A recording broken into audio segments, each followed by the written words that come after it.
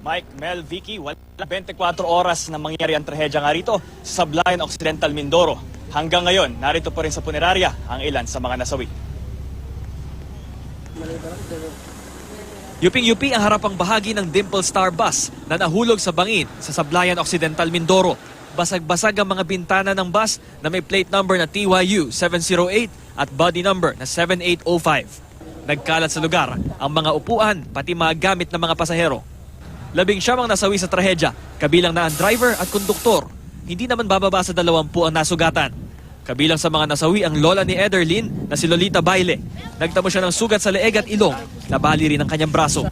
Pero hanggang malagutan siya ng hininga, sinikap daw niyang mailigtas ang 4 niyang apo. Kabilang na ang 1 taong gulang na sanggol na si Ace na himalang nagalusan lang. Ang kwento po nung nakakita, pinagapan niya daw po yung mga apo niya.